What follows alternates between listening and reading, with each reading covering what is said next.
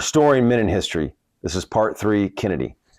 So clip number 7, this is an important clip on the history of how American involvement has disturbed relations with Russia and Ukraine and the agency. So he does a good job here. Let's go to clip 7.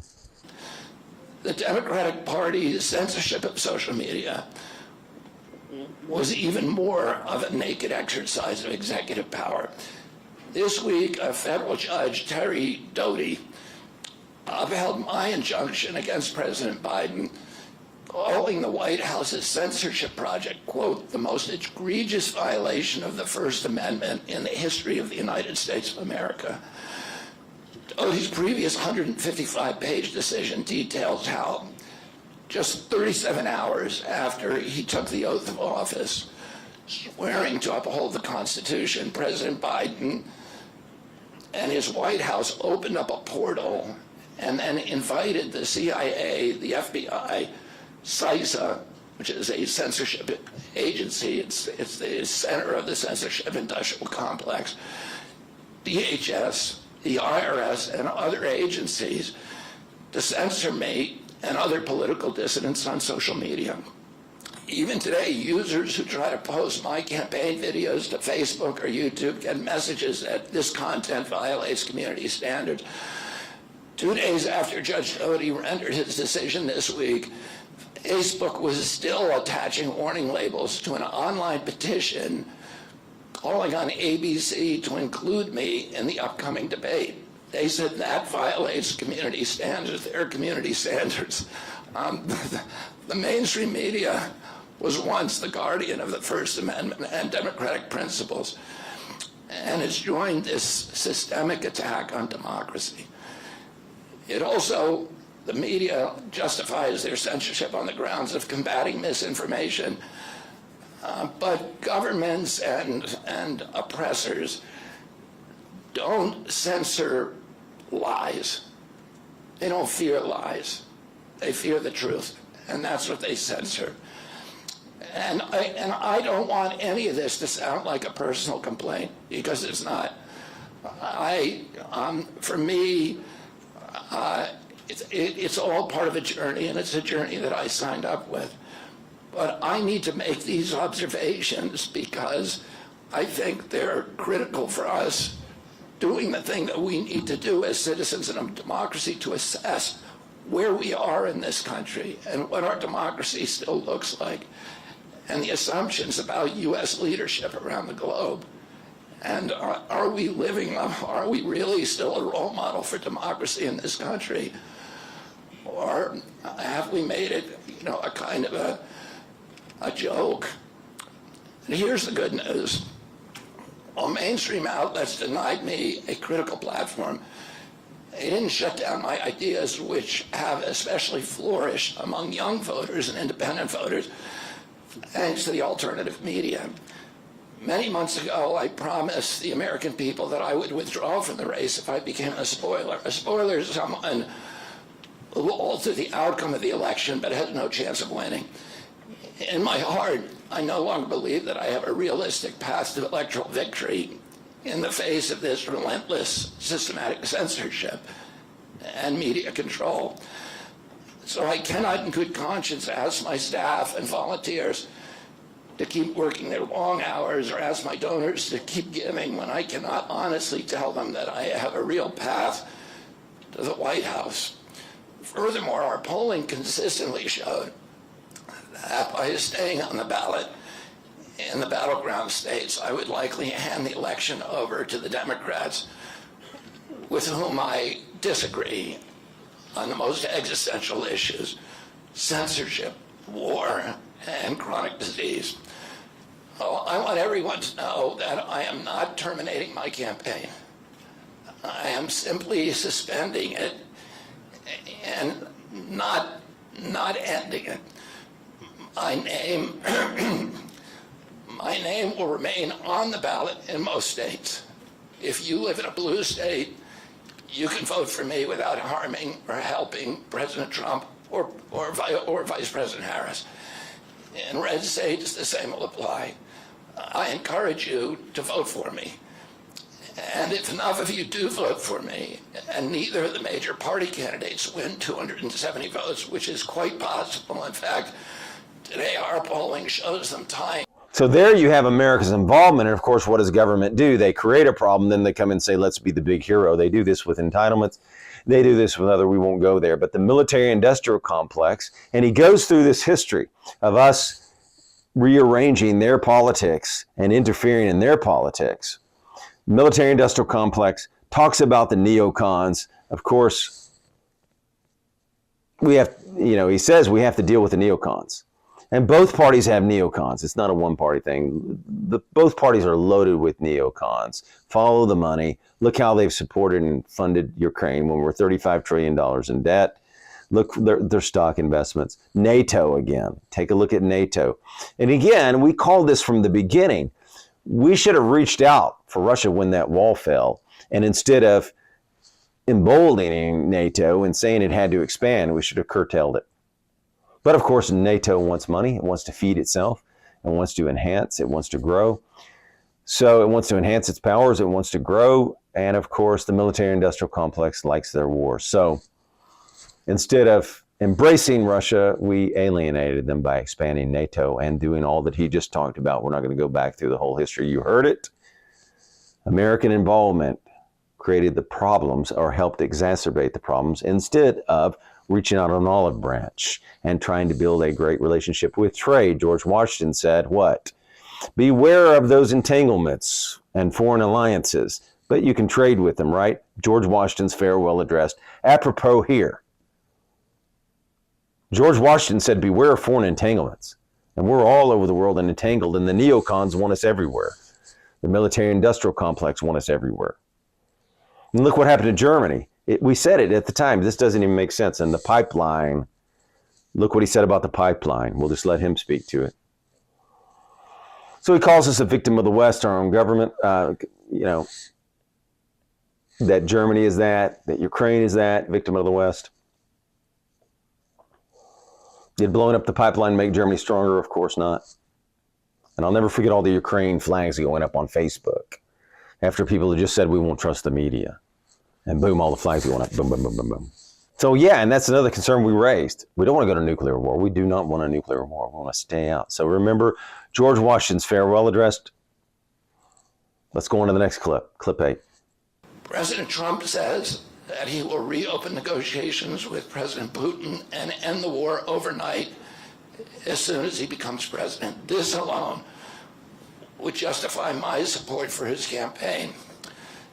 Last summer, it looked like no candidate was willing to negotiate a quick end to the Ukraine war, to tackle chronic disease epidemic, to protect free speech, our constitutional freedoms, to clean corporate influence out of our government, or to defy the neocons and their agenda of endless military adventurism. But now one of the two candidates has adopted these issues as his own, to the point where he has asked to enlist me in his administration. I'm speaking, of course, of Donald Trump. So again, we called out this mistake in the groups during this time, this move to Brooks, pushing Russia to China, pushing this alliance, pushing BRICS. Again, what makes the United States and your standard of living so great? Petrodollar, that America's the reserve currency, and we wanted to maintain that. Of course, there are other ways, but look how they've jeopardized that. This is our own government, $35 trillion in debt, jeopardizing your standard of living. Let's go on to clip 9. This may be its own video. Nobody has a chronic disease burden like we have. And during the COVID epidemic, we had the highest body count of any country in the world. We had 16% of the COVID deaths, and we only have 4.2% of the world's population. And CDC says that's because we are the sickest people on earth. We have the highest chronic disease rate on earth. And the average American who died from COVID had 3.8 chronic diseases. So these were people who had immune system collapse, who had mitochondrial dysfunction. And no other country has anything like this. 2/3 of American adults and children suffer from chronic health issues. 50 years ago, that number was less than 1%. So we've gone from 1% to to 66%. In America, 74% of Americans are now overweight or obese, and 50% of our children. 120 years ago, when somebody was obese, they were sent to the circus. There were case reports done about them. Obesity was almost unknown. In Japan, the childhood obesity rate is 3% compared to 50% here. Half of Americans have pre-diabetes or type 2 diabetes. When my uncle was president, I was a boy. Juvenile diabetes was effectively non-existent. A typical pediatrician would see one case of diabetes during his entire career, a 40 or 50-year career. Today, 1 out of every 3 kids who walks through his office door is diabetic or pre-diabetic, and the mitochondrial disorder that caused diabetes also causing Alzheimer's, which is now classified as diabetes, and it's costing this country more than our military budget every year.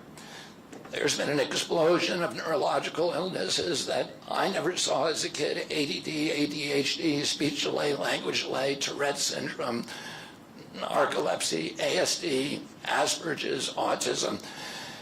In the year 2000, the autism rate was 1 in 1,500. Now autism rates in kids are 1 in 36, according to CDC nationally. Nobody's talking about this. 1 in every 22 kids in California has autism. And this is a crisis that 77% of our kids are too disabled to serve in the United States military. What is happening to our country? And why isn't this in the headlines every single day? There's nobody else in the world that is experiencing this. This is only happening in America. About 18%, and by the way, there has been no change in diagnosis, which the industry sometimes like to say. There has been no change in screening. This is a change in incidence. In my generation, 70-year-old men, the autism rates are about 1 in 10,000. In my kids' generation, 1 in 34. I'll repeat, in California, 1 in 22. Why are we letting this happen?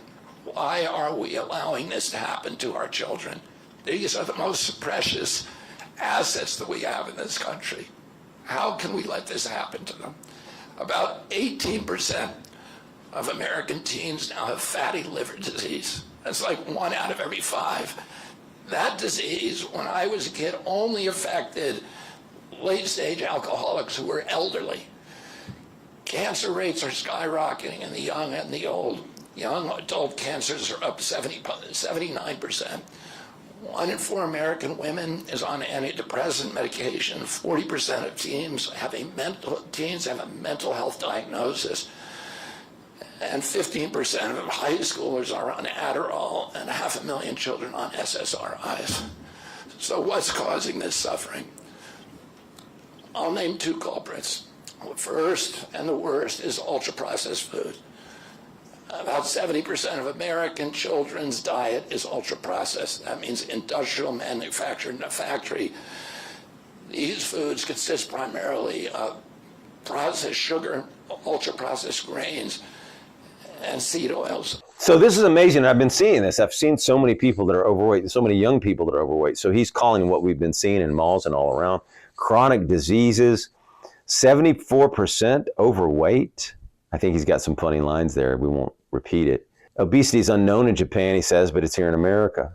Half Americans have pre or diabetes. 1 in 3 diabetic or pre-diabetic. That's crazy. So anyway, he talks about the huge budgets that we're going to have. He talks about this drug that's going to cost us a fortune and trillions of dollars that's not even allowed in the country where it's created from. He talks about SSRIs. So we're not going to go detail this out. He talks about breast cancer, estrogen, 1 in 8 women, mass poisoning. So this is deadly, right? $4 trillion in chronic diseases, I think he said. So he wants to root out what? Corruption in our health agency. Here's the problem. Where's the problems coming from again? It's government corruption. It's government corruption in these health agencies that tried to tell you what to do during COVID and didn't know what they were doing, or did they know what they were doing? In other words, yes, they probably did, right? It's worse. They probably knew exactly what they were doing. So he talks about this drug they give to children for obesity. Children shouldn't be obese, right? They should be exercising. Unbelievable lack of discipline. It's a Danish corporation, and the Danish people don't even allow it. He talks about prayer and deep prayer, and I do think America needs prayer. So he asked himself a question. I think, men, you have to ask yourself a question sometimes. How am I going to have an impact and make a difference and maybe adjust my strategy? His strategy was to be president to do it, but he had to adjust. But he's still trying to have an impact without the title of president. I think that's very manly what he did. He wanted to be able to look himself in the eye. How many people talk like that today? How many people are so concerned that they want to be able to look themselves in the eye? I mean, this is a manly guy here, right? He wants to be able to look himself in the eye in the morning and at night. How many politicians do? We don't know, but they have done a horrific job, so you can't imagine too many. He did not get bitter. He said, how can I help? This man wants to help. He said, how can I help? This is a man who believes he can have an impact and make a difference, and you got to believe you can first. The first part's convincing yourself sometimes. And there are lessons here, many lessons for you men through all these videos that we did on Bobby Kennedy. He's a man who stood up for what he believed in. He was a hero who was willing to risk it all. He took on all the lawsuits and kept going. He had resilience. He had courage to stand against his own family and his party for country first, for a larger purpose than himself. So he prayed for his future. He went to God. He had deep prayer and logic at play. But he didn't want to wake up in the morning or at night and look himself in the eye and said he didn't do anything. Now that's difficult, right? He wanted to be president. But he had to put his goals and his aspirations aside to have his impact and make a difference. Title and position had to be put underneath having an impact and making a difference for the larger purpose, having an impact and country. So he chose to put country above position, country above title. How many men would say that today? How many men talk like that? I couldn't look myself in the eye if I didn't do this. How many men are worried about having an impact, making a difference? You got some men running around saying we shouldn't even vote now, when we need much more from you men. This is a man who believes, and he stayed the course. And if you men look at it as an example, he shows you what? Courage. He had the courage to stand against his wife and his family and make the decision. By the way, a man sometimes has to make a decision that's unpopular with his wife and kids. That's a man. And he made that decision because country was first in his heart at this time in his life. Because he believes we're at a critical juncture and this country could be going away. He has a purpose larger than himself. He has resilience. He stood and fought and fought and fought. Trump has that too. Remember, fight, fight, fight. And Kennedy had it. That's another reason they may have aligned. You may have to adjust and change your strategy as men, but if you have an impact and have a purpose larger than yourself, you can adjust the strategy or the position or the way you're going to do it and still have an impact. It may not be the way you wanted it. You may have to take a curve, but you can still have an impact, and you can have an impact today. Bobby Kennedy and Donald Trump united for the good of the country, and now you can come over to the freedom side and unite for the country. Thank you. If you like the mission, we would appreciate you if you would subscribe and like. Thank you and have a magnificent day.